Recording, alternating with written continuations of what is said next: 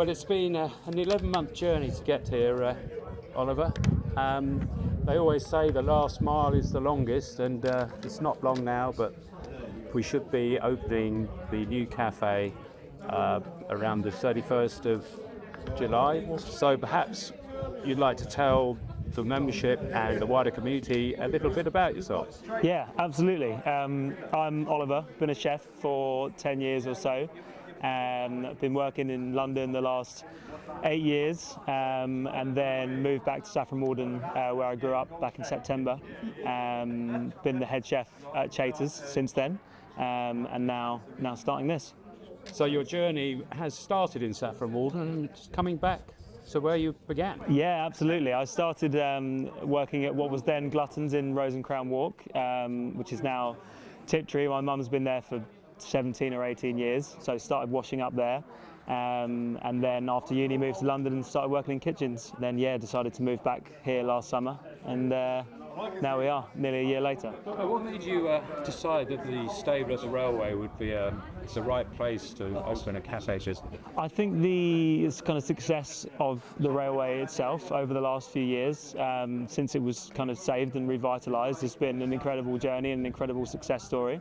And then on the back of that, the investment and the vision that has gone into refurbing this space has been amazing. I was kind of, from the very first meeting that we had about the idea for the place, I was really impressed, and it just felt like a really good fit for what we wanted to do. Now, once it opens, when someone ups through the door for the first time, what experiences were they hoping they'll have? I want them to be excited, firstly. I think it's been a long time coming. I think people are really keen for it to open. I think we want to create a space that feels like it's been there forever and not just been there for a couple of weeks. We want it to feel warm and welcoming, and want it to feel part of people's lives. And want it to feel like a place where people can come, just drop in for half an hour for a quick coffee, or come and spend an afternoon having a longer lunch. Warm and welcome, really. Excellent. I'm sure everyone's more than interested to know exactly sort of the things that will be on the menu. Give us a little insight. Yeah, for sure. I mean, we're kind of leaning into this kind of American diner-ish deli kind of idea without kind of all of the fanfare that goes with it. So what sort of comes with that, the signature is going to be our kind of submarine rolls, or hoagie rolls that they call them over there, which we're going to bake all of the bread in-house every day. So they're kind of be a bit of a signature. And then beyond that, when we kind of open fully inside and upstairs as well, we'll have a full breakfast menu. One thing I'm really excited about is the breakfast muffins, which we're going to make the muffins in-house, and then you can have them with bacon or sausage, egg and cheese like they do in the US. So yeah, that's the kind of idea.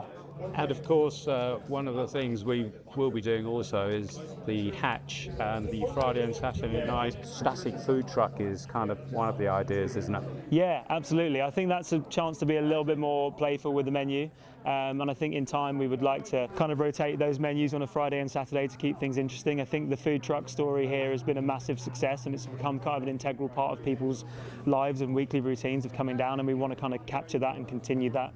Obviously, we're talking about the opening at the moment, but what's your vision for going forward over the next few years?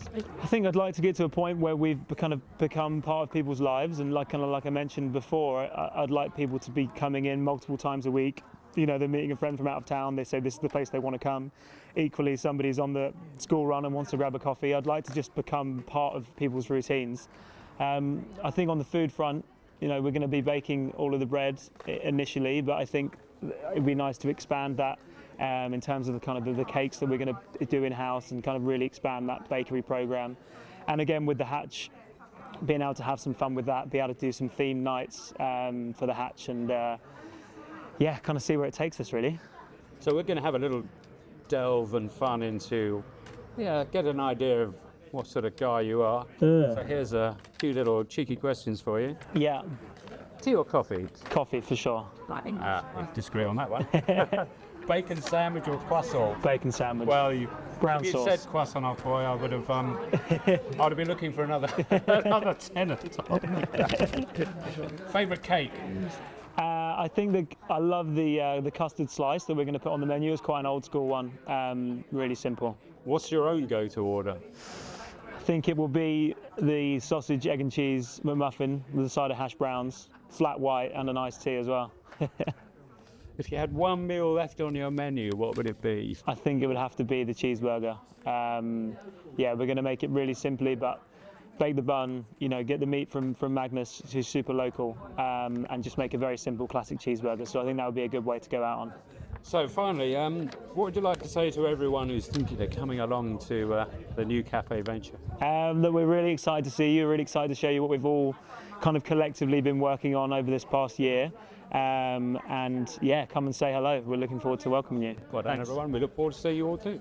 Thanks so much. Cheers. Mr. Kraut.